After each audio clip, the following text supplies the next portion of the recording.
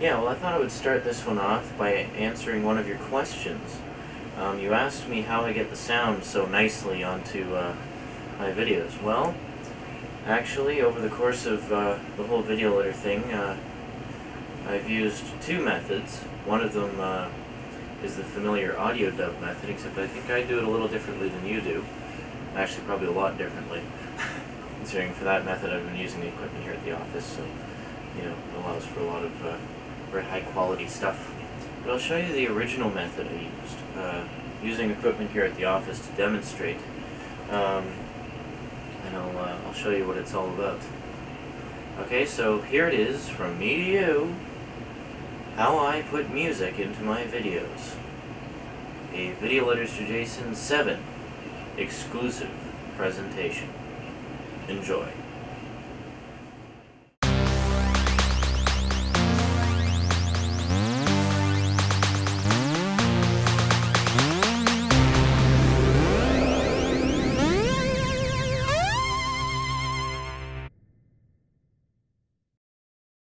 Greetings everyone, this is once again Sean from the future.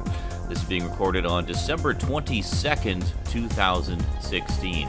So you may be wondering, hey, Sean, I thought this was an audio dubbing tutorial, so presumably when you did it back in 1992, you would have dubbed the audio, so why aren't we hearing that instead of you now? Well, a couple of reasons for that. One of the big reasons is the technique you're about to see involved some early multi-track recording that the 8mm equipment I was using at the cable office was capable of. Specifically, it would give you 3 audio tracks. Well, technically 2, but you can play one or the other or both, but we'll get to that in a little bit here. It would give you 2 audio tracks. One would be the mono track that the camera would record on, and the second would be a PCM stereo track that you could dub music and narration and whatever else on. Here's the problem. PCM stereo, while quite prevalent on the 8mm formats of the early 90s, was eventually replaced with hi-fi stereo. So the only way to access those audio tracks is by getting old video equipment from that era. And that equipment, while available, is hella expensive. The other reason is, a lot of the times when I would do the music for these, I would use copyrighted music. So while that's fine when I was just sending them to Jason, I can't really post those on YouTube. So basically 2 reasons. A, I don't have the equipment that I used to that is able to access those PCM stereo audio tracks, and B, copyrighted music. So with that out of the way, that's why we're doing it now instead of trying to get the audio from back then. All right, let's begin, shall we? So here we have the Philips 4-head digital high-fidelity stereo VHS VCR. This is a really nice machine. I actually still own one of these myself. Now, before you get too excited about the digital features, all the digital features were to do with the slow motion and the pause. Rather than giving you a nice fuzzy pause like most VCRs did, this would take a snapshot and give you a digital still for the pause. It was very crisp and clear. See that audio select button we just passed by? Yeah, pretty cool. That would let you select the left or right, or play both simultaneously, or turn the hi-fi off entirely and just listen to the mono track. So, pretty cool. Very advanced VCR, really liked it a lot. This is the CCD F45, which was my camcorder at the time. As you can see, lots of cool features on there. This is a really solid camera. I got a lot of use out of it over the years. And a lot of the really nice 8mm footage that you've been seeing in these retro videos was shot with this camera. So the significant part for this tutorial here is you can see it's got audio and video out, also has audio and video in. So I could actually patch video directly into the camera and record audio that way, or more often than not, I would go from the video out to the video in on the hi-fi stereo VCR there.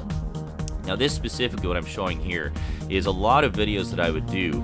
I would just do compilations of footage and then set it to music. So what I'm showing here is I would patch the video of the footage directly from the camcorder to the video in on the VCR. Then I would go to, say, a tape deck like this. And you can see this is a really nice tape deck, actually. I think I'm going to show some of the... Yeah, so you could record on this, and it had a built-in recording level adjustment, which was really cool.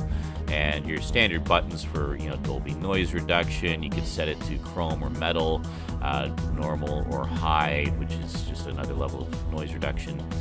A counter, of course, and there you go. And it was all kind of mechanical as well. It wasn't really, I don't know, hard to describe. It was a very advanced tape machine. So yeah, so we would go video out from the camera to the video in on the VCR, and then we'd have our music all queued up on the tape player, and then going out, left, right, out from the tape player to the left, right, in on the VCR. And then the VCR, of course, would be set to the line setting, which would allow for input from those inputs. Here we've got the Boss BX8 8-channel stereo mixer. This is a great mixer. I use this for so much stuff. I'm just sort of dramatically cranking everything up to 10 here. But you could actually input effects boxes, and you can see effect styles there. Has, you know, really nice little peak meters. I have an earlier version of this in my home, the BX800, which is basically the same thing, just different sized dials and knobs and stuff. This is the machine that I would do most of my stuff on. This is the Sony EVO 720 dual deck video 8 editing deck, basically. So you can see it's got actually 2 decks in it. It's got the player and recorder side, and you can do playback on either one. But it could burn in time code and all kinds of stuff. It's a really, really cool machine. We'll get another look at some of the features in a minute here. So here, for example, I'm showing how I could add in music from another source, but this time patch it through the mixer. And patching it through the mixer meant I could boost the treble and bass and have a little bit more control over it, and control the volume and such. So basically, in this case, I'm sending my source into channels 1 and 6 of the mixer, and then going out from the mixer with those little left-right audio plugs there into the back of the editor. Now you can see the editor for video uses what's called BNC connectors. It's basically a more stable, rock-solid video connector, a little more professional grade than just the standard RCA connector. So in this case, I'm actually sending the music out from the Amiga. You can see the 2 gray cables there coming from the back. That's the ones that are going into the audio mixer, and then going from the audio mixer into there. Oh, this is what I was talking about. You see, you got a switch where you can actually listen to or dub or record from the player to the recorder, the PCM track or the standard track, and that's pretty cool. And then this here tells the deck where you want the input to come from. So either from the player side or from the inputs on the back. So in this case, we're going from the inputs on the back and going from the Amiga to the mixer up to the recorder. So basically, the reason I would do channels 1 and 6 was just to kind of have the left and right nice and separate so I could mess around with them. And the reason I would do that when I was patching through the Amiga had 4 audio channels. 2 channels that were hard on the left, 2 channels that were hard on the right. So by patching the Amiga sound into the mixer meant I could phase them slightly so the separation wasn't quite so extreme, and there's a little bit of bleed over from one to the next. In this case, I'm not doing a direct feed of the video and audio. This is actually me adding audio to pre-existing video. So in this case, I'm taking an 8mm video and then using the audio dub function to lay in the audio onto the PCM stereo track, well, in this case, from the Amiga. So let's get back to me from the past to wrap things up. So there you have it, Jason. Now you know how I get all that nice, crisp, clear sounding music into my my videos. Basically because I don't do what a lot of people do, and that's stick the microphone to the speaker. I have it patched in directly from the tape machine or CD player or computer or whatever it is I happen to be using. So that way you get a direct transfer of the music with no background noise at all. Well, of course, it all depends on what kind of quality recording you have to begin with. But provided it's a nice quality recording, it will basically come out exactly the same on the video as it sounds on the tape. Not bad, eh? So there you go. Now you know my secret. I tried to make that as concise as possible and as quick as possible because I didn't want to dwell on all the technical stuff and bore you. But anyway, now you know. So there you go. And as far as I can tell, now you're doing video letters the way I used to do video letters, with the shoot all the master footage on 8mm and then edit it directly onto VHS, patching it right into the VCR and just editing it right on the VHS tape you sent me. Well, that's how I used to do yours. And what I would do is I would have, for example, a music video. I would have the music video, the video portion of the music video without sound on 8mm, and I would patch that into the VCR, and I'd cue up the music, and then I'd roll both of them simultaneously while recording the output of both the tape machine and the video camera. So when mixed together, basically video coming in from the camera, audio coming in from the tape machine, what comes out on the VHS tape is the finished product. See, the thing is, that way, every time I wanted to make another copy of it, I would have to repeat the process and make sure, you know, try to get the music synchronized and everything as it is with the original version. But with the 8mm now, I can just do it all on the right on the 8mm, and it saves a lot of time and a lot of trouble. And the mixer is really nice too, because that way I can put in music and narration and everything all at once and have it all sound nice and professional. And I tell you, I am so happy that I finally figured out how to use macro. For the longest time, I didn't know how to use macro. You know that part? I forget what video letter it was. I think it was 3 or 4. It might have been 4 actually. Maybe it was 3. Who cares? And it was one of those two, where I pointed the camera at the VCR clock and finally figured out how to use the macro. It is May 26th, 1:18 a.m. Okay, 1:16 a.m. But by the VCR clock, which is what I was looking at, it is 1:18 a.m.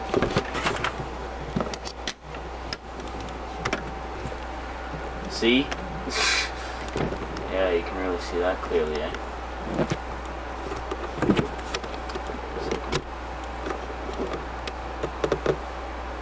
There.